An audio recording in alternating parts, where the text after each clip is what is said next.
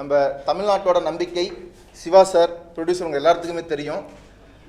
நம்ம first time இங்கே தான் போஸ்டரே லான்ச் பண்ண போகிறோம் ப்ரெஸ் மீட்டில். சிவா சார் ரொம்ப தேங்க்ஸ் சார். கண்டிப்பாக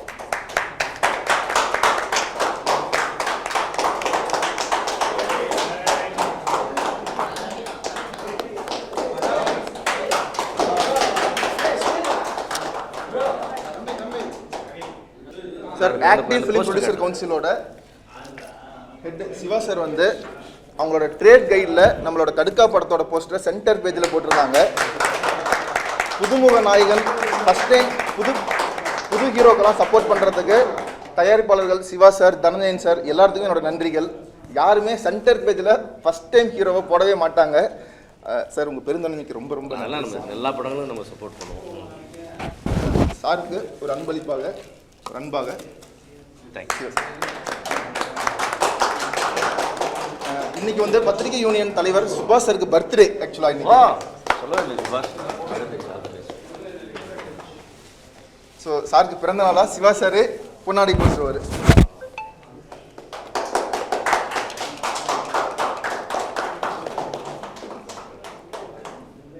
பல வேலைகளில் எல்லாத்தையும் விட்டுட்டு நமக்காக கடுக்கா திரைப்படத்துக்கு ஆதரவாக போஸ்டர் ரிலீஸ் பண்ணுறதுக்காக சிவா சார் வந்திருக்காரு. ஆல்ரெடி நம்ம பாட்டு தேவாசரோட பாட்டு அவரோட ஆசீர்வாதத்தில் நல்லா ரீச் போயிட்டு இருந்தது. உங்களோட ஆதரவு நல்லா இருந்தது. ஃபஸ்ட் டைம் உங்கள் முன்னாடி தான் சிவா சார் வந்து 2 போஸ்டர் ரிலீஸ் பண்ண போகிறாரு. சார் ஃபஸ்ட்டு போஸ்டர்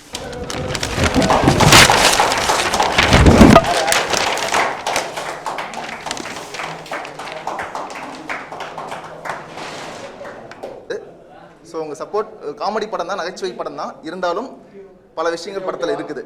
சப்போர்ட் செஞ்ச சிவா சார் அவர்களுக்கும் சுபாஷ் சார் அவர்களுக்கும் ரொம்ப நன்றி. ஊடக நண்பர்கள் அனைவருக்கும் இனிய காலை வணக்கம். இந்த கடுக்கா திரைப்படம் வந்து ஒரு வித்தியாசமான எதிர்பார்ப்பு உருவாக்கிட்டு இருக்கு. இந்த படத்தின் நாயகனாக இருந்து எல்லாத்தையும் ஒரு ஆல்ரவுண்டராக வேலை பார்த்துட்ருக்கிற என் அன்பு தம்பி வந்து என்னுடைய பள்ளி தோழனின் மகன். ஈரோடுக்கு பக்கத்தில் கோந்தப்பாடின்ற ஒரு ஊரில் என்னோடு படித்த என் நண்பனுடைய மகன் ஒரு மெரெயின் இன்ஜினியராக இருந்து மெரெயினில் வேலை பார்த்துட்டு அதெல்லாம் விட்டுட்டு சினிமா மேலே ஒரு பெரிய காதலோடு வந்து அவனே போராடி ஒரு ஒரு வித்தியாசமான அப்ரோச் ஒன்று பண்ணுறாங்கன்றது மட்டும் எனக்கு அதில் புரிஞ்சுது. நான் முழுசாக இன்னும் படம் பார்க்கல. அந்த பாடலை எடுக்கும் விதம், இதை ப்ரொமோ பண்ணுற விதம், அதை அப்ரோச் பண்ணுற விதம், அவனுடைய போராட்டம் எனக்கு ரொம்ப பிடிச்சிருக்கு. அது கண்டிப்பாக வந்து ஒரு வித்தியாசமான சினிமாவை வர்றதுக்கான வாய்ப்புகள் நிறையா இருக்குன்னு நான் நம்பிக்கையோடு இருக்கேன். நண்பனின் மகன் அப்படின்னா மட்டும் நான் வரல. அவன் சொல்கிற ஒரு விஷயம் கொஞ்சம் ரொம்ப க்ரியேட்டிவாக ஒரு இன்னோவேட்டிவாக இருக்குது. அதனால் வந்து கண்டிப்பாக வந்து ஒரு அந்த சிறிய முயற்சிகளுக்கு ஆதரவு கொடுக்கணும். சிறிய படங்கள் எதுவாக இருந்தாலும் நம்ம ஆதரிக்கிறோன்றது குறிப்பாக நான் வந்து நடப்பு தயாரிப்பாளர் சங்கத்தில் இது மாதிரி படம் எடுக்க வரவங்க ரொம்ப முடிஞ்ச வரைக்கும் என்கரேஜ் பண்ணி அவங்களுக்கு என்ன மாரல் சப்போர்ட் கொடுக்க முடியுமோ கொடுத்து அவங்களுக்கு ஏதாவது ப்ராப்ளம் வந்தால் சால்வ் பண்ணி பண்ணுறதுல நாங்கள் ரொம்ப கீனாக இருக்கோம். அந்த வகையில் கடுக்கா திரைப்படம் வந்து ஒரு நல்ல திரைப்படமாக வர்றதுக்கான வாய்ப்புகளோடு வந்துக்கிட்டு இருக்கு. இன்னும் படம் பார்த்துட்டு நம்ம எல்லாருமே அதை பற்றி நம்ம கண்டிப்பாக பேச போகிறோம்.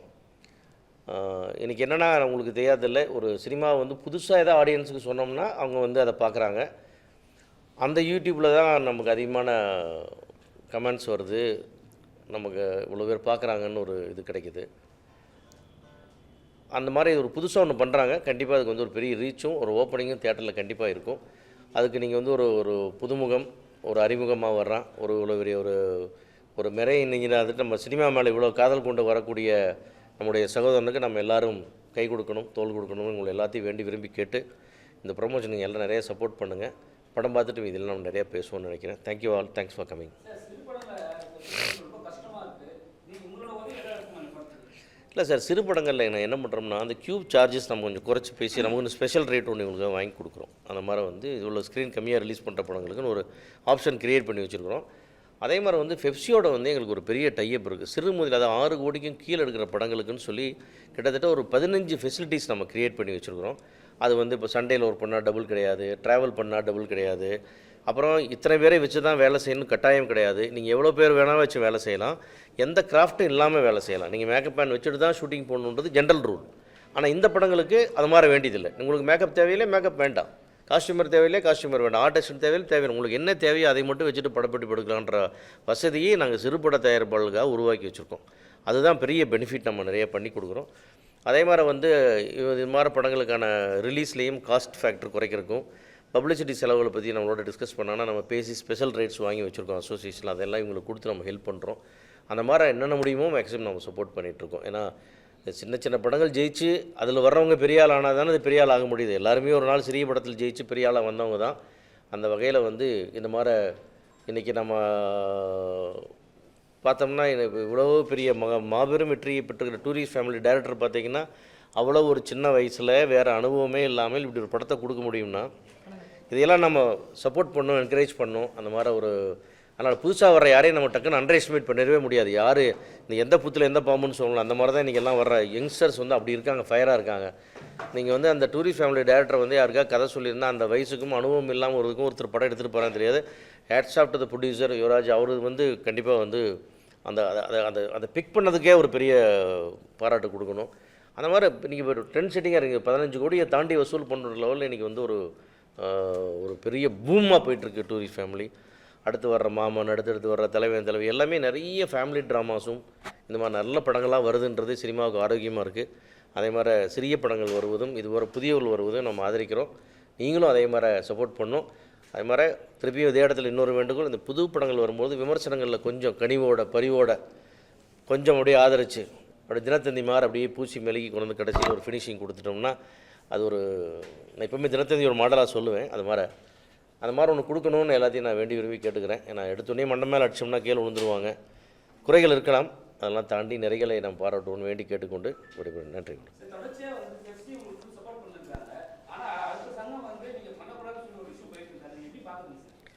சார் அதான் நான் சொல்கிறேன் சார். பெப்சி என்பது வந்து எப்படி கேட்டிங்கன்னா, நீங்கள் நல்ல ஒரு பெரிய நந்தனம் சிக்னல் மாதிரி பெரிய ஜங்ஷனில் இருக்கிற சிக்னல் மாதிரி பெப்சி அது நின்றுச்சுன்னு வச்சுக்கோங்க, அந்த ரோடு என்ன ஆகுது? அதுதான் சினிமாவில் நடக்கும். பெப்சினால் வந்து உங்களுக்கு கொஞ்சம் நேரம் நின்று போயிட்டுருக்கு, சில சிரமங்கள் இருக்குது. என்னடா 3 நிமிஷம் இப்படியே நிற்குது, இதெல்லாம் இருக்கும். நின்று போகணும், நம்ம அவசரத்துக்கு போக முடியல, அதெல்லாம் இருக்கும். ஆனால் அது ரெகுலேட் பண்ணி விடுது உங்களை. அதோட அருமை எப்போ தெரியும்னா, அந்த சிக்னல் ஆஃப் ஆனால் தான் சிக்னல் அருமை தெரியும். அந்த மாதிரி பெப்சி இல்லைன்னா கட்டுப்பாடு இல்லாத போய்டும் சினிமா. ஏன்னா இன்றைக்கி சினிமாவில் வந்து ஒரு டிபார்ட்மெண்ட்டில் ரொம்ப அற்புதமாக தொழில் தெரிஞ்ச ஒருத்தனுக்கும் அதே பேட்டா தான், அதை புதுசாக கற்றுக்கிட்டு 4-5 படம் தான் வேலை செஞ்சுருக்கணுக்கும் அதே பேட்டா தான். அது வந்து நீங்கள் மாற்ற முடியாது.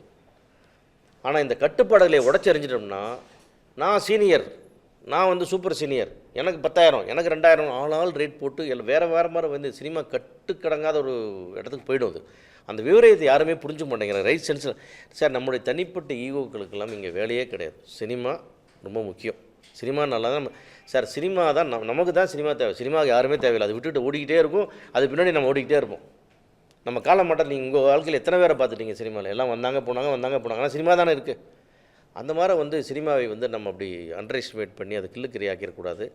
நம்முடைய தனிப்பட்ட ஈகோக்களுக்காக, தனிநபரோட சண்டைகளுக்காக அதை கொண்டு வந்து சினிமாவில் புகுத்தக்கூடாது.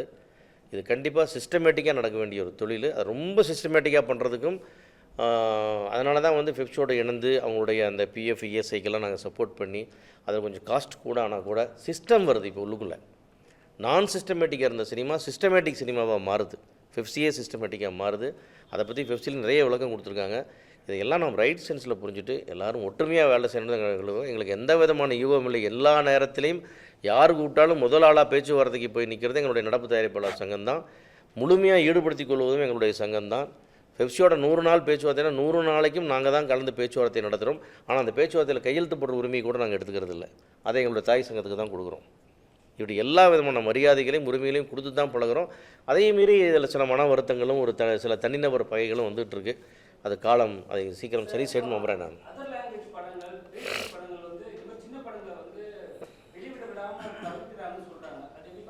எது புரியல?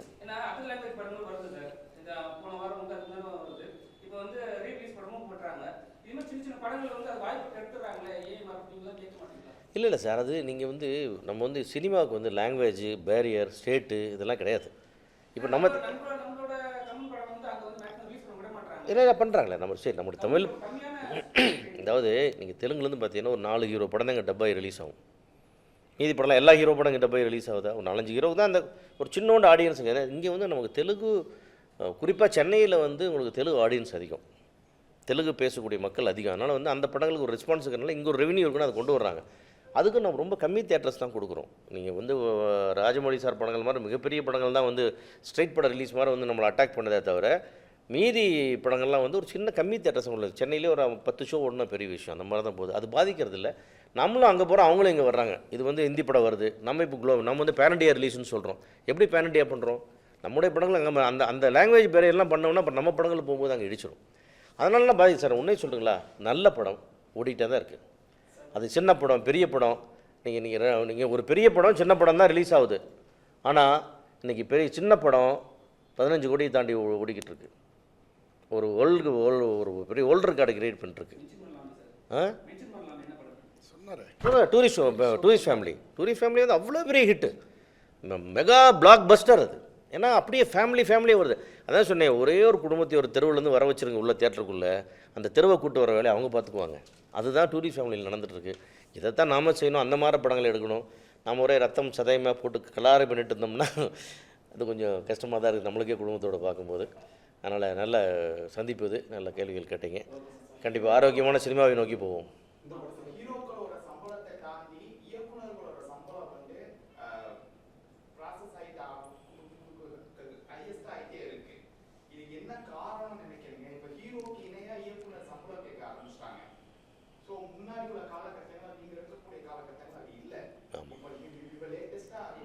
இல்லை, அதெல்லாம் நாங்கள் நிறையா மாற்றிருக்கிறோம். நாங்கள் நடப்பு தயாரிப்பாளர் சங்கமும் இயக்குனர் சங்கமும் பெப்சியோடு இணைஞ்சு ஒரு ஒப்பந்தம் போட்டிருக்கோம். அதெல்லாம் தான் சொன்னேன். இதெல்லாம் தான் நிறைய மாற்றங்கள் கொண்டு வந்துகிட்டே இருக்கும். அது வந்து தவறாகவே சித்தரிக்கப்பட்டு இது ஒரு தேவையில்லாமல் ஈகோவாக போயிட்டுருக்கு. நாங்கள் அந்த மாதிரிலாம் யோசிக்கிறது இல்லை.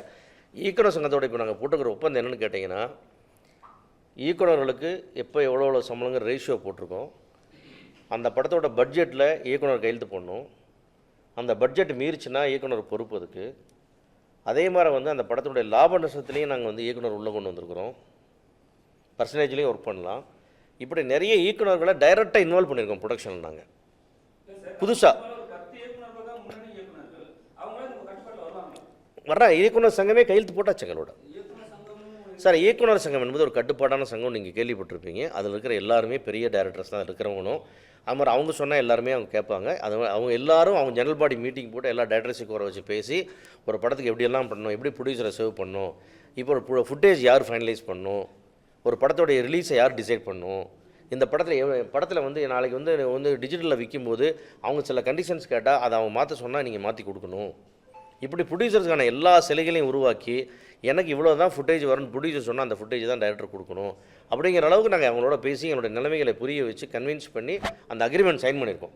அதனுடைய அடிப்படையில் தான் இனிமேல் வந்து நாங்கள் செயல்பட போகிறோம். அதனால தான் இந்த மறுசீரமைப்புன்னு சொல்லி ஒரு கையெழுத்து போட்டது நாங்கள் காரணம் என்னன்னு கேட்டிங்கன்னா, இதுக்காக பல மாதங்கள் வெயிட் பண்ணோம், எல்லோரும் சேர்ந்து பண்ணணுன்ட்டு. அது சில ஒற்றுமை நடக்காதனால சரி நம்மளே ப்ரொசீட் பண்ணணும்னு சொல்லி நாங்கள் அதை பண்ணியிருக்கிறோம். அதன் அடிப்படையில் பார்த்தீங்கன்னா இயக்குநர்களுடைய சம்பளம் வந்து கட்டுப்படுத்துகிறோமோ இல்லையோ, இயக்குநர்களுடைய மோட் ஆஃப் பேமெண்ட்ஸை கட்டுப்படுத்துகிறோம், பட்ஜெட்டை கட்டுப்படுத்துகிறோம். சார், இது பிரச்சனையே வந்து சம்பளம் அல்ல, பட்ஜெட். நீங்கள் வந்து நம்ம சம்பளம் மொத்தமாக வந்து 10 கோடி ஆகுதுன்னு சொல்லி வேலை பார்க்கும்போது அந்த 10 கோடியில் தான் அது நிற்கும். அந்த 10 கோடி ஏறவே போடலாம். ஆனால் இன்னொரு 10 கோடியில் படம் இல்லை, அந்த 10 கோடி 15 கோடி ஆகும்போது தான் பிரச்சனை வருது ப்ரொடியூசர்ஸுக்கு. ரிலீஸ் அன்றைக்கி அவங்க மாட்டிக்கிறாங்க. அது இல்லாமல் பட்ஜெட்டுக்குள்ளே பட்ஜெட்டோட ரெஸ்பான்சிபிலிட்டி வந்து டைரக்டர் மேலேயும் கொண்டு வர்றோம். இது மாதிரி நிறைய மறுசீரமைப்புகள் பண்ணியிருக்கோம். இன்னொரு சந்திப்பில் நம்ம விரிவாக அதை பற்றி பேசுவோம். ஆமாம், ஏன்னா நம்ம வந்து ஒரு சிறிய படம், இந்த கடுக்காயை வந்து நம்ம வந்து கடுக்காயாக விட்டுலாமல் ஒரு பெரிய காயாக நம்ம மாற்றி காட்டணும். அதனால் அந்த விஷயங்களை நம்ம கொஞ்சம் முன்னிலைப்படுத்தணும். இது ஒரு தனி ஈவெண்ட்டாக கூட நம்ம பண்ணலாம். நாங்கள் நடப்பு தயாரிப்பு சங்கத்திலே ஒரு ப்ரெஸ் மீட் வச்சு இது ஒரு சோஃபார் என்னன்னு ஒரு எக்ஸ்ப்ளனேஷன் பண்ணுற ஐடியா இருக்குது எங்களுக்கு. அந்த சந்திப்பில் நம்ம விளக்கமாக ஒரு ஃபுல்லாக ஒரு டெமான்ஸ்ட்ரேஷனே ஒன்று கொடுக்க போகிறோம். என்னெல்லாம் நடந்திருக்கு, என்னெல்லாம் இண்டஸ்ட்ரி டெவலப்மெண்ட்டு. அதேமாரி இந்த படத்தை சப்போர்ட் பண்ணுறதும், இந்த நீங்கள் பார்த்துருப்பீங்க இந்த வீடியோவில், இவ்வளோண்டு வீடியோவில் என்னென்னமோ சேஞ்சஸ்லாம் பண்ணுறான் பையன் டக்குன்னு. இப்போ நாங்கள் பார்க்க வளர்ந்த பசங்க இத்தனோண்டு பையன் இருந்தால் அவன் திரும்ப பார்த்து என்னென்னமோ பண்ணுறான். இங்கடா மெரைன் இன்ஜினியர் படிச்சுக்கணும், யார் இதெல்லாம் சொல்லி கொடுத்தான்னு தெரியல. ஸோ நேச்சுரலாக ஒரு க்ரியேட்டிவிட்டி ஒன்று இருக்குது இன்றைக்கி பசங்களுக்கு. சோசியல் மீடியாவும் உங்களுக்கு அவ்வளோ சப்போர்ட்டாக இருக்குது. அதனால் இந்த கடுக்கா படத்துக்கு வந்து நீங்கள் முழு ஆதரவை கொடுங்க. படம் நல்லா இருந்தால் நிச்சயமாக நம்ம எல்லோரும் பாராட்டி கொண்டாட போகிறோம். அது ஒரு டூரிஸ்ட் ஃபேமிலியாவோ, அது ஒரு குடும்பஸ்தனாவோ, அது ஒரு அடுத்த ஒரு வெற்றி படமாக வர்றதுக்கு எல்லாம் வாய்ப்பு இருக்குது. அதை நம்ம அவங்களை வரவேற்போம், வாழ்த்துவோன்னு வேண்டி கேட்டுக்கிறேன். இன்னைக்கு இப்போ டாக்டர் அப்பாயின்மெண்ட் சும்மா கோல்டு அதையும் மீறி ஒரு சின்ன படத்துக்கு சப்போர்ட் பண்ண வந்திருக்காருன்னா சாரோட மனசு நீங்கள் எல்லாரும் உங்களுக்கு இல்லை எல்லாரும் இப்போ நம்ம எல்லாரும் இவங்களோட தான் சுற்றிட்டு இருக்கேன் நாங்கள் ஒரு 20-30 வருஷமா. அதனால ரொம்ப தேங்க்ஸ் சார், ரொம்ப ரொம்ப நன்றி. ரைட், பாரு அதெல்லாம் பிரச்சனை இல்லை, நல்லா பண்ணுங்கள். நம்மளை எல்லாம் பார்த்துக்க, எல்லாத்துக்கும் மெட்டீரியல் கொடுங்க, நல்லா ப்ரொமோட் பண்ணுங்கள். கண்டிப்பாக சார், நம்ம தான் எல்லாம் பண்ணுறேன். நான் வந்து கேட்டால் அந்த மாதிரி நம்ம ஜென்லாக வந்து இந்த பார்த்தீங்கன்னா இந்த ஒரு புக்கிலலாம் அவங்களுக்கு ப்ரொமோஷன் கொடுக்குறோம். எது கொடுக்குறோம்னா அந்த மாதிரி ஒரு சின்ன படங்கள் வரும்பொழுது நிறைய செய்யணும். இது வந்து இந்த புக்கை வந்து நாங்கள் நடப்பு ஆக்டிவ் ப்ரொடியூசர்ஸில் போடுறோன்னா இந்தியா ஃபுல்லாக போகுது. இங்கிலீஷில் போடுறதில்ல, இந்தியாவில் இருக்கிற அவ்வளவு அசோசியேஷன்ஸ், எல்லாம் all state associations, all top directors, எல்லார் நாலேஜுக்கும் இதை எடுத்துகிட்டு போகிறோம் நாங்கள். ஏன்னா எல்லாமே ஃப்ரீ தான், காம்ப்ளிமெண்ட்ரி தான், எல்லாமே கம்ப்ளீட் கொரியர் வரைக்கும் பண்ணி எல்லாத்துக்கும் நம்ம வந்து கண்டு கொடுக்குறோம். கொடுக்காத இது ரீச் ஆகாத ஆளே இந்தியன் சினிமாவில் முக்கியமாக அசோசியேஷன்ஸ் கிடையாது, இன்க்ளூடிங் டிஸ்ட்ரிபியூட்டர், எக்ஸிபியூட்டர் எல்லாரையும் சேர்த்து சொல்கிறேன். ப்ரொடியூசர் அசோசியேஷன் எல்லாமே அனுப்புகிறோம். அதனால் ஒரு பெரிய ரீச் போயிட்டுருக்கு. இதில் வரும்போது கண்டிப்பாக வந்து ஒரு அகில இந்திய அளவில் அவங்களுடைய பார்வை கவனம் இதில் வரும். அதனால தான் எல்லாம் பண்ணி கொடுக்குறோம். தேங்க்யூ. இந்த புக்கு கூட நீங்கள் யாராவது வேணால் சொல்லுங்கள், நீங்கள் ஆஃபீஸில் கண்டிப்பாக கொடுக்குறேன். நீங்கள் வந்து இல்லை ஆக்டிவ் ப்ரொடியூசர் அசோசியேஷனில் நீங்கள் வந்து இண்டிவிஜுவலாகவும் சரி யார் வேணால் நீங்கள் சொன்னீங்கன்னா கலெக்ட் பண்ணிக்கலாம். அவ்வளோ இன்ஃபர்மேஷன்ஸ் இருக்குது உங்களுக்கு இதில், இந்த கலெக்ஷன்ஸ் பற்றி, படங்களை பற்றி. அது இன்னும் பர்சனலாக வேணுன்னா கூட சொல்லுங்கள், உங்களுக்குலாம் நான் தர சொல்கிறேன், ஒன்றும் ப்ராப்ளம் இல்லை. ஆஃபீஸில் கலெக்ட் பண்ணிடலாம், அல்லது ஏதாவது அட்ரஸ் கொடுத்தீங்கன்னா அனுப்ப சொல்கிறேன். தேங்க்யூ. தம்பி விஜய் கௌரிஸ் வந்து ரொம்ப வித்தியாசங்களை தேடுறவர். என்னைய நிறைய முறை வந்து காமெடியை பற்றியெல்லாம் பேசுவார், நிறைய டைம் மீட் பண்ணியிருக்கோம். ஸோ நாங்கள் பண்ண காமெடியை பற்றி பேசுவார். ஸோ அவர்கிட்ட இருக்கிற கிரியேஷன் பற்றி பேசுவார். ஸோ அதனால் கிரியேஷனை வந்து தேடி தேடி போகிற ஆள், ரொம்ப க்ரியேட்டிவிட்டியான ஒரு தம்பி விஜய் கௌரிஸ். ஸோ அவர் ஹீரோவாக நடித்து கடுக்கான ஒரு மூவி, அதுவும் காமெடி பண்ணியிருக்காருன்னு போது எனக்கு ரொம்ப சந்தோஷம். ஏன்னா இன்றைக்கி காமெடி வந்து குறைவாக தான் இருக்குது, சினிமாலேயும் கொஞ்சம் கம்மியாக தான் இருக்குது. முன்ன காலத்தில் நம்ம வடிவேல் சார் பீரியடு, நம்ம கவுண்டமணி சார் பீரியடு, அந்த பீரியடில் இருந்த விவேக் சார் பீரியடு, அப்படி இருந்த ஒரு காமெடி இப்போது கம்மியாக தான் இருக்குதுன்னு தான் சொல்லுவேன் நான். ஏன்னா மக்கள் எல்லாருமே எதிர்பார்க்குறாங்க. என்கிட்டயே நிறைய பேர் கேட்பாங்க, சார் இல்லை சார் முன்ன முறையெல்லாம் இப்போ தமிழ் சினிமாவில் காமெடியே இல்லை சார், ஸோ நீங்கள்லாம் சினிமாவுக்கு வரலாம் அப்படிலாம் எங்களை கேட்பாங்க நிறைய. கண்டிப்பாக வருவோம்ப்பா, நாங்கள் கூப்பிட்டாங்க கண்டிப்பாக வருவோம். என்னை கூப்பிட்டாங்க அராடு ஒரு படம், அதில் காமெடியே கிடையாது, சீரியஸாக நடிச்சிருப்பேன் அதில். ஸோ அதனால் காமெடி அது வரும்போது கண்டிப்பாக வரோம். ஆனால் காமெடியை மக்கள் வந்து ரொம்ப தேடிட்டே இருக்கிறாங்க. ஏன்னா மக்களுக்கு தேவைப்படுது, நகைச்சுவைன்றது ரொம்ப இப்போ வாழ்கிற இந்த காலகட்டத்தில் மக்களுக்கு ரொம்ப அவசியமான ஒரு விஷயமா இருக்குது. அந்த புரிதலை நீங்கள் வந்து கண்டிப்பாக புரிஞ்சுட்டு ஒரு அற்புதமான ஒரு நகைச்சுவை, முழுநீள நகைச்சுவை திரைப்படமாக எடுத்திருக்காரு. ஸோ அதில் வந்து ஒரு லைவ் கண்டென்ட்டு, லைவாக நடந்த ஒரு சம்பவம். இன்றைக்கி வர சினிமாவில் நீங்கள் பார்த்துருப்பீங்க, எல்லாமே லைவ் சப்ஜெக்ட் எல்லாமே வந்து இன்றைக்கி ஹிட் ஆகிருக்கு. ஒரு காலத்தில் வந்து லைவாக நடந்த சம்பவங்களை நம்ம வந்து ஒரு பார்ட்டாக அப்படி படிச்சுட்டு பேப்பர்லேயும் ஒரு செய்திகளையும் பார்த்துட்டு படிச்சுட்டு பார்ட்டாக போயிடுவோம். அப்போது இன்றைக்கி வந்து அதை படமாக திரைப்படமாக எடுத்து காட்டும் போது எல்லாருமே அதுக்குள்ளே போயிட்டு உத்து நோக்கி அதுக்குள்ளே மிங்கல் ஆயிடுறாங்க. இன்றைக்கி அந்த மாதிரி ஒரு காலகட்டம் இருக்குது. ஸோ அதனால் லைவ் அப்படின்றதுனால அதுவும் ஒரு வகையில் நல்ல ஒரு வரவேற்பாக இருக்கும், ப்ளஸ்ஸாகவும் இருக்கும். அதில் நகைச்சுவையும் கலந்து பண்ணியிருக்காரு. ரொம்ப சந்தோஷம், வாழ்த்துக்கள். இந்த திரைப்படம் கண்டிப்பாக வெற்றி பெறணும்.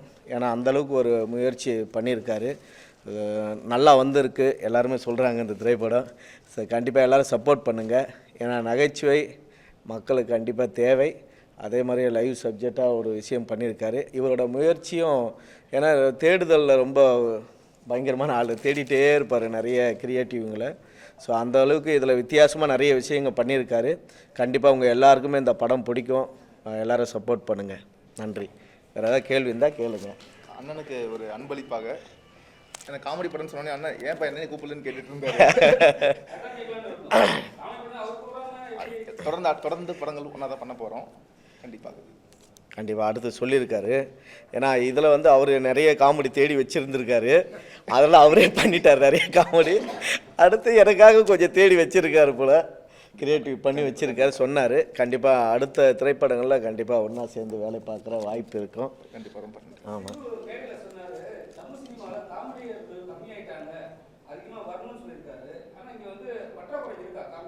கண்டிப்பாக இருக்குது. ஹீரோங்களே இப்போ காமெடி பண்ணிடுறாங்க நினைக்கிறேன். ஸோ ஸோ காமெடியர்கள் கண்டிப்பாக தேவைப்படுது. தமிழ் சினிமாவில் காமெடி கம்மியாக தான் இருக்குது. ஏன்னா எங்கள் பார்க்குறவங்க நிறைய பேர் அதுதான் கேட்குறாங்க. ஸோ மக்கள் மத்தியிலையும் அந்த எதிர்பார்ப்பு இருக்குது. காமெடியர்கள்லாம் இப்போ கம்மியாகிட்டாங்க, இன்னும் காமெடி தேவை அப்படின்ற விஷயம் இருக்குது தான், உண்மையிலேயே இருக்குது. ஸோ அது வந்து டைரக்டருங்கெல்லாம் அதை மைண்டில் வச்சு அவங்க கொண்டு வந்தால் தான் உண்டு, இல்லைன்னா இதுக்கு வாய்ப்பே இல்லை. இப்போ நாங்கள் பேசுகிறதுனாலையும் நாங்கள் கேட்குறதுனாலையும் அதுக்கு நாங்கள் வாய்ப்பு கேட்டு பண்ணோம் அப்படின்ற அவசியம் வந்தால் கூட அவங்க கொடுத்தா தான் உண்டு. அவங்க தான் மனசு வைக்கணும். ஸோ டைரக்டருங்க எல்லாருமே கொஞ்சம் மனசு வச்சு ஸோ நிறைய காமெடியன்களை உள்ளே கொண்டு வாங்க, காமெடிங்க இன்னும் நிறைய திரைப்படங்களை கொண்டு வாங்கன்னு வேண்டி கேட்டுக்கிறேன். தேங்க்யூ. உங்களுக்கு எல்லாத்துக்கும் தெரியும், அண்ணன் டெய்லி நம்மளை எப்படி சிரிக்க வைக்கிறாரு. அது ஒரு மிகப்பெரிய வரம். மற்றவங்கள சிரிக்க வைக்கிறது கடவுள் கொடுத்த வரம். அது அண்ணனுக்கு அமைஞ்சிருக்குது. அண்ணன் இன்னும் தமிழ்நாடு மட்டும் இல்லை, இந்தியா ஃபுல்லாக உங்களோட புகழ் பரவணும். ஸோ விஜய் டிவியிலேருந்து நமக்காக வந்து இந்த ப்ரோக்ராம், இந்த போஸ்டர் ரிலீஸ்க்காகவும் இந்த கடுக்கா படத்துக்கு ஆதரவு தெரிவித்த அண்ணன் பழனி பட்டாளன் அண்ணனுக்கு ரொம்ப நன்றி தெரிவிச்சுக்கிறேன். நன்றி ரொம்ப நன்றி. ஏன்னா இது கண்டிப்பாக நான் வரலன்னா அப்புறம் இதுக்கு அர்த்தமே இல்லை. ஏன்னா இவ்வளோ தூரம் ஒரு நகைச்சுவை திரைப்படம் பண்ணியிருக்கீங்க. ஸோ அதில் நான் கலந்தது எனக்கு பெருமை தான். நான் சந்தோஷப்படுறேன், பெருமையாக இருக்குது. ஸோ அப்புறம் அண்ணெல்லாம் இருக்கார் பேச அப்படியாண்ணா. ஐயோ மினிமம் ஹாப்பி ரிட்டர்ன்ஸ் ஆகுது. அண்ணன் நிறைய பேசுவார் என்னை விட. ஆமாம் ஆமாம், நிறைய கண்டென்ட் வச்சுருப்பார். வாங்கண்ணா. ஊடக தோழர்களுக்கு வணக்கம். நான் டிஎஸ்ஆர் சுபாஷ், திரைப்பட எடிட்டர் மற்றும் தமிழ்நாடு பத்திரிகையாளர் சங்க தலைவர். நம்மளுடைய நண்பர், அதே மாதிரி எனக்கு முன்னாடி நமக்கு இங்கே சிறப்பு அழைப்பாளராக வந்து அற்புதமாக பேசிய என்னுடைய தயாரிப்பாளர் சிவா சார், இவங்களுக்கும் எனக்கும் ஒரு விஷயம் என்னன்னு சொன்னால், நான் இந்த படத்தை பார்த்தேன், ஃபுல் படத்தை நான் பார்த்தேன்.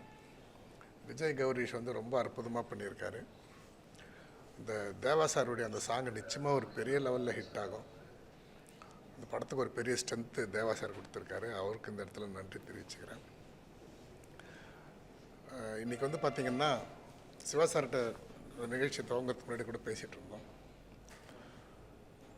நிறைய பேர் சினிமாவில் இருக்கிறாங்க, ஆனால் அவங்களுக்குள்ள சினிமா இல்லை.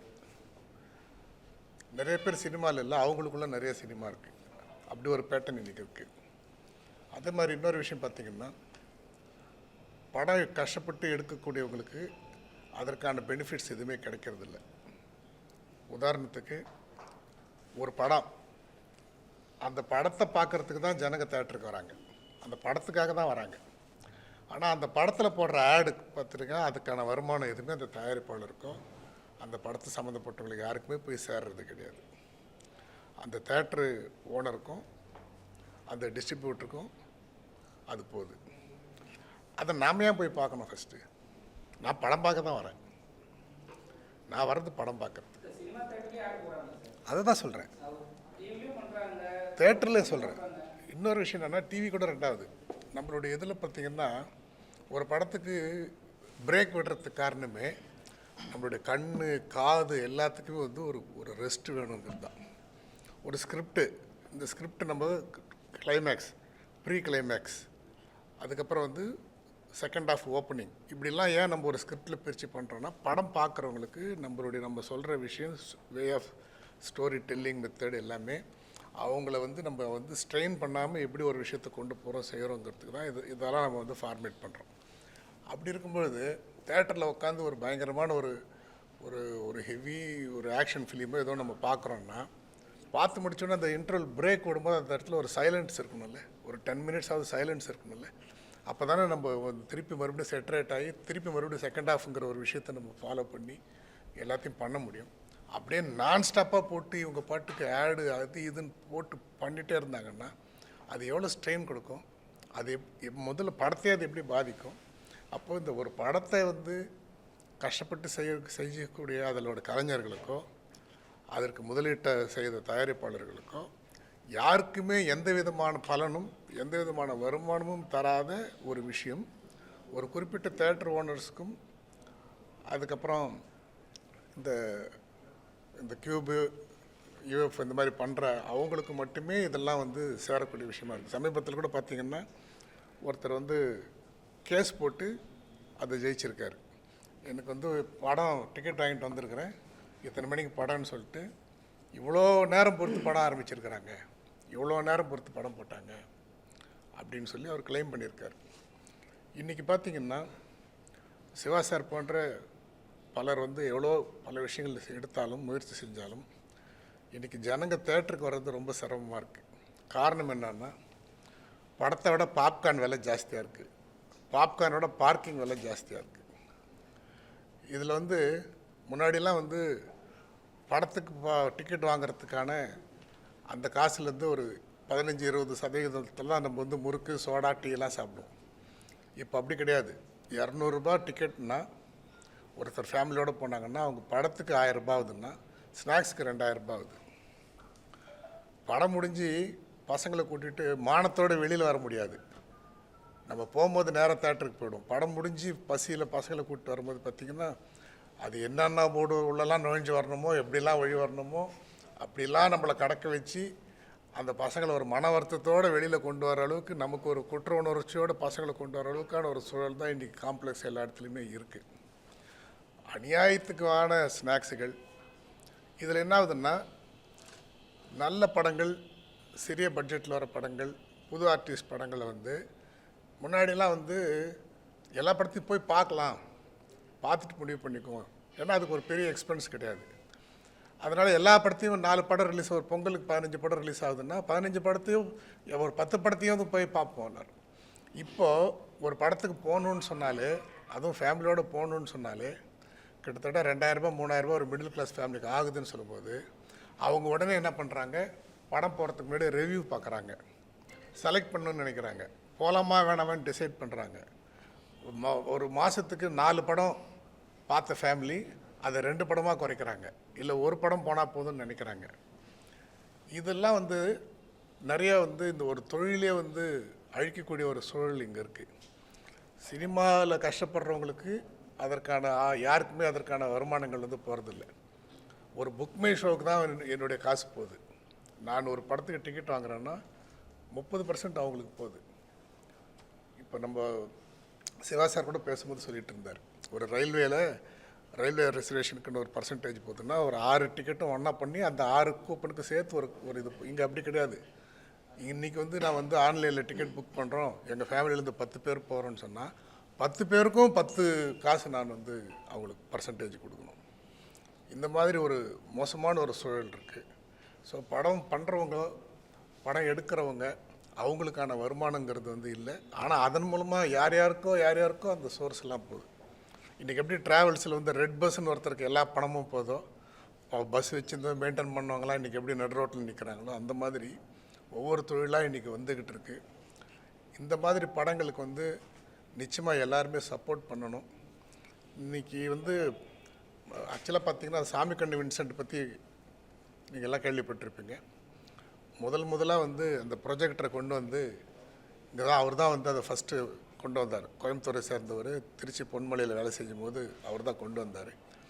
அப்போ உலக நாடுகளில் அது ஒரு மேல்தட்டு மக்களுக்கான ஒரு விஷயமா, ஆடம்பரமான ஒரு விஷயமா இருந்த ஒரு சினிமாவை கொட்டகையில் கொண்டு வந்து டூரிங் டாக்கீஸ்னு கொண்டு வந்து பாமர அடித்தட்டு மக்களுக்கான ஒரு கலையை அவங்களும் அனுபவிக்கணுங்கிற ஒரு விஷயமா சினிமாவை மாற்றின ஒரு சாமிக்கண்ணு வின்சென்ட் போன்றவர்கள் கொண்டு வந்த அந்த கான்செப்ட் இப்போ மாறி இன்னும் கொஞ்ச நாள் இதே மாதிரி போச்சுன்னா பணக்காரர்கள் மட்டுமே தேட்டரில் போய் சினிமா பார்க்கக்கூடிய ஒரு சூழல் வந்துடும்.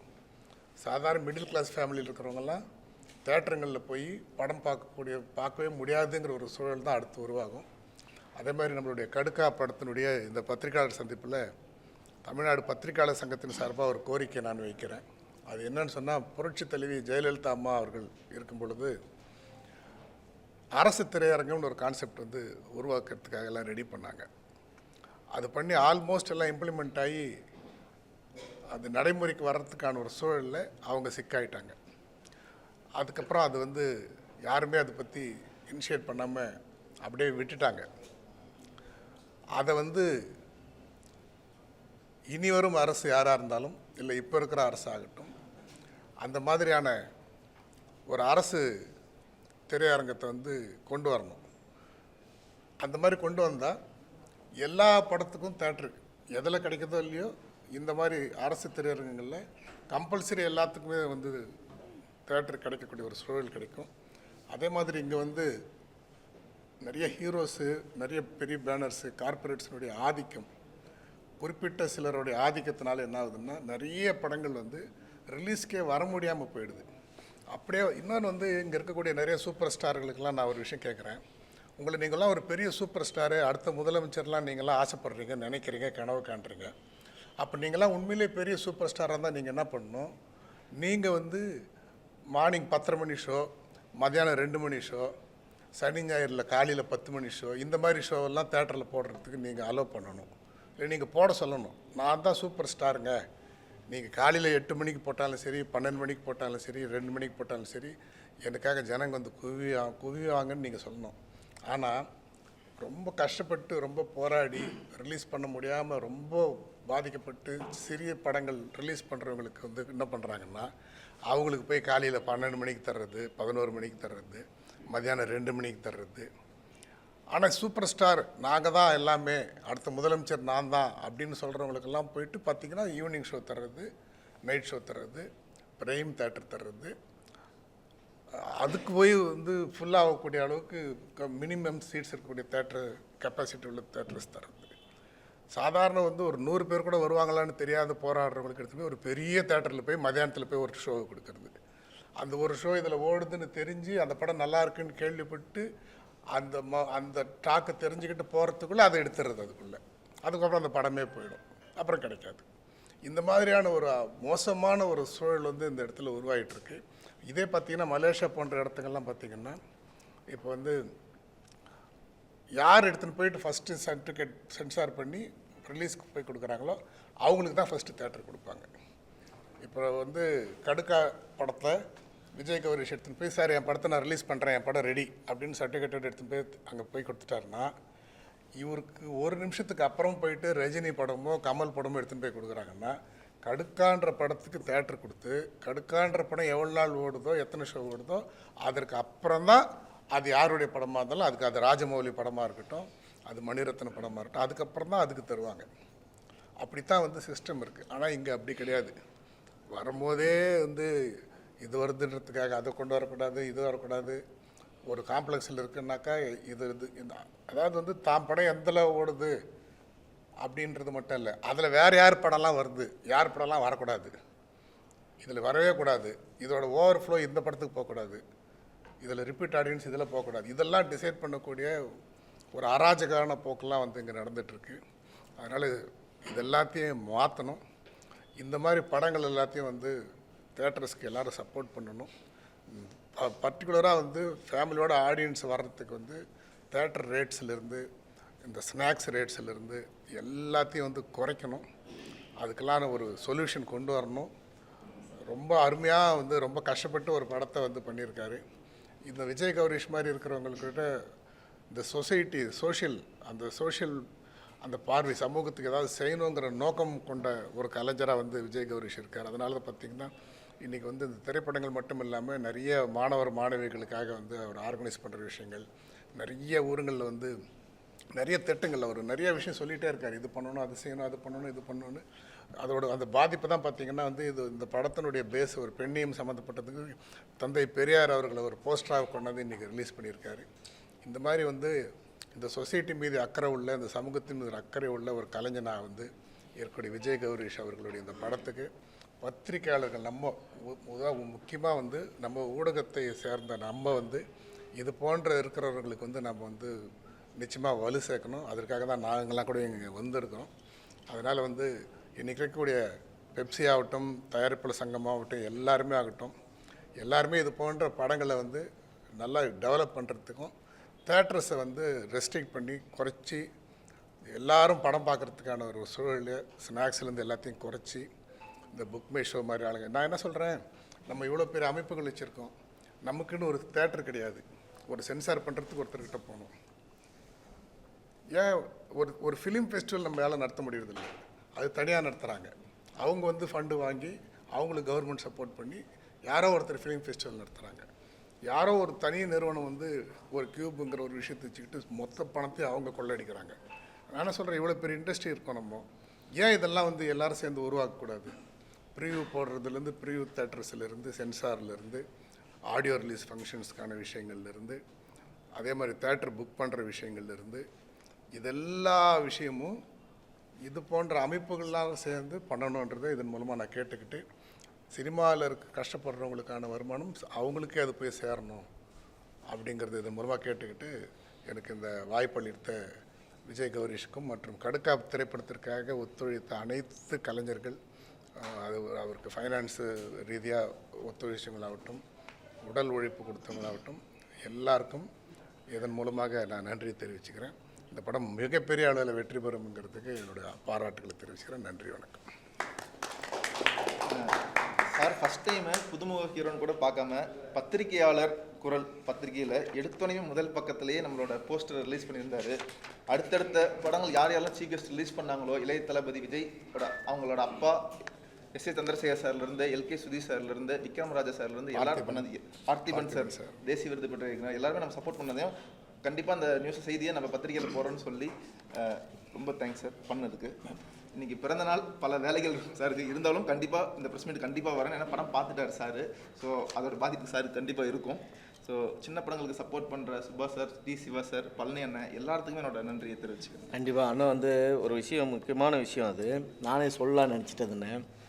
இந்த தியேட்டருக்கு போனாக்கா இந்த பாப்கார்னு இந்த ஸ்நாக்ஸ் எல்லாம் அவ்வளோ ரேட்டு. ஏன் அந்த ரேட்டு எனக்கே புரியல. வெகு ஜனங்கள் வந்து பார்க்குற ஒரு இடம் தியேட்ரு. அங்கே ஒன்று அண்ணன் சொன்ன மாதிரி ஒரு துபாய் ஷேக்கோ, ஒரு பெரிய பெரிய ஆளுங்களோ இவங்கெல்லாம் வந்து பார்க்குற இடம் கிடையாது. வெகு ஜனங்கள், சாதாரண மனிதர்களும் பார்க்கக்கூடிய ஒரு இடம் தியேட்ரு. கோவில் மாதிரி தான் அதுவும். அங்கே ஏன் இந்த பாப்கார்னு இந்த ஸ்நாக்ஸ் எல்லாம் ஏன் இவ்வளோ ரேட்டு விற்கிறாங்க? ரொம்ப அநியாய ரேட்டாக இருக்குண்ணா. நீங்கள் சொல்கிற மாதிரி ஒரு ஃபேமிலியோடு போகிறவங்க இது கண்டிப்பாக சினிமாவுக்கே பாதிப்பு தான். சினிமா எடுக்கிறவங்களுக்கே பாதிப்பு தான். ஒரு தேட்டருக்கு போகிறவங்க கண்டிப்பாக ஒரு ஃபேமிலியோடு 10 பேர் போகிறாங்கன்னா அவங்க தேட்டரில் படத்துக்கு டிக்கெட்டுக்கு பயப்படுறது கிடையாது, அந்த ஸ்நாக்ஸுக்கு தான் பயப்படுறாங்க. குழந்தைங்களோடு போகும்போது அங்கே குழந்தைங்க இன்னொருத்தர் சாப்பிட்றத பார்த்து கண்டிப்பாக கேட்கும், அப்பா எனக்கு அதை வாங்கி கொடு, இதை வாங்கி கொடு, எனக்கு அது வேணும் இது வேணும். அப்போது நார்மல் ரேட் இருந்தால் யாருமே அதை யோசிக்கவே போகிறது கிடையாது. ஏன்னா எப்போவுமே நம்ம வாங்கி சாப்பிட்ற பொருள் தான், டெய்லி சாப்பிட்றது பொருளில் தானே விற்கிறாங்க. ஒரு பாப்கார்ன், பப்ஸி எல்லாம் டெய்லி சாப்பிட்றது தானே கடையில் வாங்கிட்டு. அது அங்கே போனோம் 3 மடங்கு ரேட்டெல்லாம் விற்கிறாங்க சில இடங்களில். அன்றைக்கி ஒரு நாள் நான் ஒரு படம் பார்க்க போனேன். இந்த மாலில் இருக்குது பாருங்கள், அந்த பார்க்கிங் பிரச்சனை பெரிய பிரச்சனை சார். ஆக்சுவலாக என்னென்னா ஹைதராபாத்தில் ஷூட்டிங்கில் இருக்கிறாங்க. அடுத்தடுத்த ப்ரெஸ் மீட் எல்லாத்துலேயும் வராங்க, மொத்த டீமும் எல்லாருமே வராங்க. அடுத்த ப்ரெஸ் மீட் அடுத்த வெனஸ்டே நடத்துகிறோம், அதுக்கடுத்த ப்ரெஸ் மீட் அடுத்த. ஏன்னா உங்களால் தான் இப்போ சாங் ஹிட் ஆச்சு. ஸோ பத்திரிகை நண்பர்கள் எல்லாத்துக்கும் மிகப்பெரிய நன்றி. 10 லட்சம் தாண்டி ஒவ்வொரு இன்ஸ்டாலையும் வியூஸ் பிச்சுட்டு போய்கிட்டே இருக்குது. பொல்லாத பார்வை, தேவா சார் சாங்கு, கெவின் டிகோஸ்டா, நிலவை பார்த்திபன் லிரிக்ஸ் ரைட்டரு, என்னாலே நம்ப முடியல. அப்புறம் தான் யோசிச்சேன், நீங்கள் லாஸ்ட் டைம் கொடுத்த ஆதரவு மிகப்பெரிய ஆதரவு தான் எனக்கு. ஸோ எங்கள் மொத்த டைமுக்கு கடுக்கா திரைப்பட குழுக்கும், அதுவும் புதுமுக நடிகர் ஒரு விஜய் கௌரிஷ் அப்படின்னு ஒரு சின்ன நடிகர் நான் ஃபஸ்ட் டைம் வரும்போது நீங்கள் இவ்வளோ ஆதரவு கொடுப்பீங்க நான் எதிர்பார்க்கவே இல்லை சத்தியமாக. சரி நமக்கெல்லாம் எங்கள் ஆதரவு தர போகிறாங்க அப்படின்னு நினச்சிட்டு இருந்தேன். பட் எல்லாருமே அந்த பாட்டை, பொல்லாத பார்வை பாட்டை சாங்கு செம்ம ரீச்சில் போயிட்டு இருக்குது. ஸோ நான் ஃபஸ்ட்டு தேங்க்ஸ் சொல்லணும்னா கடவுளுக்கு அடுத்து, எங்கள் அப்பா அம்மாவுக்கு அடுத்து, தேவசருக்கு அடுத்து, மியூசிக் டேரக்டருக்கு அடுத்து பத்திரிகை நண்பர்களுக்கு எனக்கு உண்மையிலேயே சந்தோஷமாக இருக்குது நீங்கள் எல்லாத்தையும் ரீச் பண்ணதுக்கு.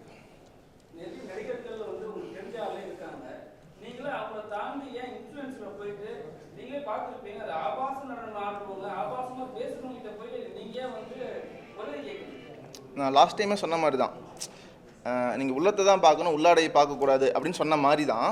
நம்ம எப்பயுமே ஒரு நடிகரோ ஒரு இது ஆடும்போது அவங்களோட டேலண்ட்டை கண்டிப்பாக ஃபஸ்ட்டு நம்ம அவங்களுக்கு ஃபஸ்ட்டு பாராட்டணும். அந்த மாதிரி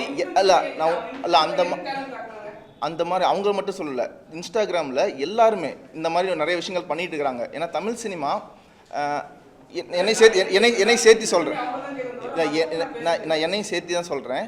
அதனால ஒவ்வொரு டீ கடையிலையும் என்ன மாதிரி பல நடிகர்கள் வாய்ப்பு தேடி கோடம்பாக்கம் டீ கடையில் சரி, சாலிகிராம் டீ கடையில் அலைஞ்சிட்டு இருக்கிறோம் கடந்த 10 வருஷமாக. ஓப்பனாக சொல்லணும்னா இந்த மாதிரி நம்ம 1 லட்சம் பேர் வயசு தொலைச்சிட்டு, வெக்கத்தை விட்டுட்டு, வாயை பொத்திக்கிட்டு, அவமானத்தை சகிச்சுக்கிட்டு, சோகத்தெல்லாம் அடக்கிட்டு எல்லாம் எனக்கு வாய்ப்பு கிடைக்குமான்னு அப்படிப்பட்ட வாய்ப்பு கிடச்சி தான் நானும் இங்கே வந்துட்டு இருக்கிறேன். தொடர்ந்து அவங்களும் இங்கே கண்டிப்பாக வருவாங்க, எனக்கு நம்பிக்கை இருக்குது. கூட இருக்கிற எல்லா நடிகர்களுமே வாய்ப்பு தேடி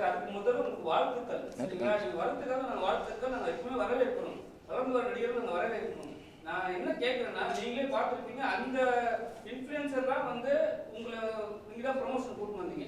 ப்ரொமோஷன் கூட்டு வந்து அவங்க தான் அந்த ஐடியா அங்கே சொன்னாங்க. சொல்லும்போது உள்ள போய் நம்ம செக் பண்ணும்போது உங்களோட நல்ல ஒரு படத்துக்கு அது மாதிரி ஒரு இன்ஃப்ளூயன்சர் சப்போர்ட் தேவையா? சார் அவங்க மட்டும் இல்லை சார், நான் தமிழ்நாடு மொத்தமாக எனக்கு சப்போர்ட் பண்ணணும். நீங்கள் அவங்கள மட்டும் பர்சனலாக இது பண்ணுறீங்க. அவங்க சார் அவங்க வந்து எங்களோட ஃப்ரெண்டாக ட்ராவல் ஆயிட்டாங்க சார். அந்த ஒரு நோ ஃப்ரெண்ட் சார் அவங்க இருக்கிற எவ்வளோ பேர் நம்ம ஏன் அவங்கள இது பண்ண போகிறோம் சார்? அவங்க மேட்ல சொன்னாங்க எனக்கு டான்ஸ் கூட ஆட தெரியும். ஏன்னா ஆன் ஸ்க்ரீனில் வந்து அவசரமாக இருக்காங்கன்றதுக்காக அவங்க அந்த மாதிரி பர்சனோ இது கேட்டகரி ஃப்ரெண்டு ஃப்ரெண்டு சார், நல்ல ஃப்ரெண்டு அவங்க. நான் அந்த இடத்துல கேட்கவே இல்லை.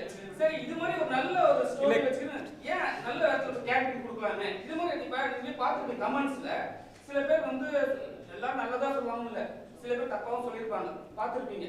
ஸோ அப்படி வரும்போது நீங்க என்ன நினைச்சீங்க? என்ன நினைக்கிறேன்னா சார், அவங்க கொடுக்குற கமெண்ட்ஸும் சரி, கேட்குற கேள்வியும் சரி, நம்ம யாரை பாயிண்ட் பண்ணுறோமோ அவங்கள அது பாதிக்க போகிறதில்ல. யார் கமெண்ட் பண்ணுறாங்களோ அவங்க மனநிலையையும், கேட்குற கேள்வி யாரோடதோ அவங்களோட மனநிலை தான் அது பிரதிபலிக்குதே தவிர நம்ம யாரை பாயிண்ட் பண்ணுறோமோ அவங்கள அது பிரதிபலிக்காது.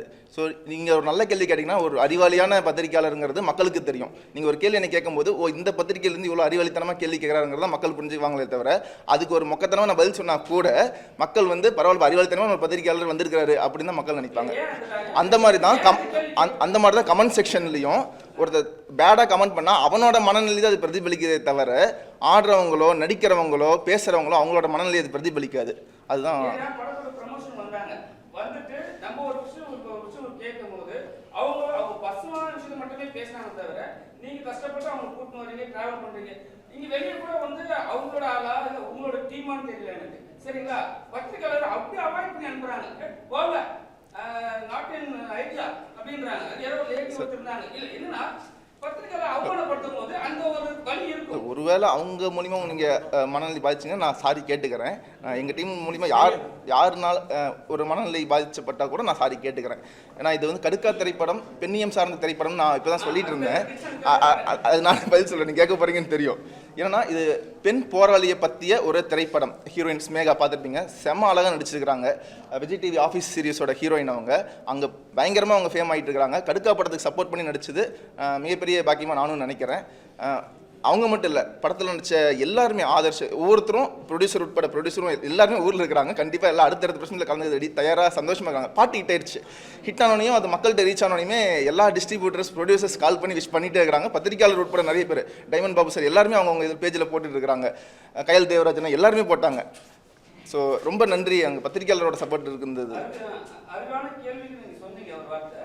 நான் என்ன கேட்குறேன்னா, இதுக்கப்புறம் எத்தனை ரிலீஸ் வரும் இதே மாதிரி? ஸோ படத்தோட ப்ரொமோஷன் டீம்கிட்ட டிஸ்கஸ் பண்ணிட்டு இருக்கிறோம். அஃபிஷியல் அனௌன்ஸ்மெண்ட்டை ப்ரொடியூசர் என்னென்ன சொல்கிறாரோ கண்டிப்பாக நாங்கள் வந்து அதுக்கு தகுந்த மாதிரி எங்கள் டீமில் டிஸ்கஸ் பண்ணிவிட்டு மியூசிக் டைரக்டர் தேவா சார் எல்லாருமே இன்னும் இது மாதிரி புதுசாக பண்ணுங்க சொல்லியிருக்காங்க. ஸோ நாங்கள் அடுத்தடுத்து புதுசாக இன்னும் மக்களை சந்தோஷப்படுத்துறதுக்கு என்னென்ன பண்ணுமோ அதை பண்ணுறது தயாராக இருக்கிறோம். படத்தோட ரீல்ஸ்லாம் வந்து பார்த்தீங்கன்னா படத்தோட ரீல்ஸே வரும், சரிங்களா? டைலாக்ல இருந்து சரி, பாட்டுல இருந்து சரி, சாங்ஸ்ல இருந்து எல்லாத்தையும் படத்தோட தான் பண்ணுறாங்க. ஏன் அது எப்போ போகிறீங்க? ட்ரெய்லர் லான்ச் அப்போ படத்தோட ஷார்ட்ஸ் எல்லாத்தையும் நீங்கள் பார்ப்பீங்க. ஏன்னா இது டேரக்டர் எஸ் முருகராசு மிகப்பெரிய டேலண்டடான டேரக்டர். இன்னும் ஓப்பனாக சொல்லணும்னா நம்ம அண்ணன் விஜய் சேதுபதிக்கே கதை எழுதி வச்சிருக்காரு. அவரோட கதையில் நடிச்சா 100 கோடி கலெக்ஷன் 200 கோடி போகிற லெவலுக்கு எங்கள் டேரக்டர் கதை இருக்குது. ஸோ எல்லாருமே வெயிட் பண்ணிட்டு இருக்கிறோம். இந்த படத்தோட ட்ரெய்லர் எல்லாரும் பார்க்கறத ஒரு ஆர்வம் கிரியேட் ஆகிட்டே இருக்குது.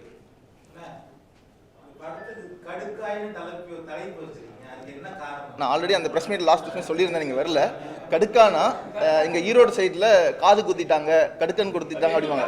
மறுபடி கடுக்கா சொல்லிட்டாங்க. திருநெல்வேலி பஸ்ஸில் அல்வா கொடுத்துட்டாங்கன்னு சொல்லுவாங்கல்ல, அதானே அந்த மாதிரி ஒரு அந்த வார்த்தை மறுபடி கடுக்கா கொடுத்துட்டாங்கன்னு வரும். ஸோ யாருக்கு கடுக்கா கொடுத்தாங்க அது வந்து படத்தை பார்த்தீங்கன்னா உங்களுக்கு புரிஞ்சிடும். ஸோ படத்தில் செம்ம ட்ரெண்டிங்கான பல விஷயங்கள் இருக்குது. ஏன்னா இப்போ இருக்கிற 2K கிட்ஸ் உட்பட எல்லாத்துக்கும் பிடிக்கும். சரி நண்பர்கள் எல்லாத்துக்குமே ரொம்ப நன்றி வந்ததுக்கு. இன்னைக்கு மிகப்பெரிய போர் போயிட்டு இருக்குது இந்தியாவில். ஆப்ரேஷன் போயிட்டு இருக்குது ஒன்று. ஸோ நம்ம முதலமைச்சர் ஸ்டாலின் சார் வந்து அதுக்கு ஆதரவு தெரிவிச்சிருந்தார். தீவிரவாத இயக்கத்துக்கு எதிராக எல்லாமே இன்னைக்கு காலையிலேயே போஸ்ட் போட்டாங்க. ஸோ எல்லாருமே மக்களுக்கு என்ன நன்மையோ அதை மட்டும் யோசிங்க. ஸோ இந்த படம் ஹிட் ஆகும்னு ஆண்டவனை வேண்டிக்கிறேன். உங்களோட சப்போர்ட் எனக்கு எப்பவுமே தேவை. நன்றி, தேங்க்யூ.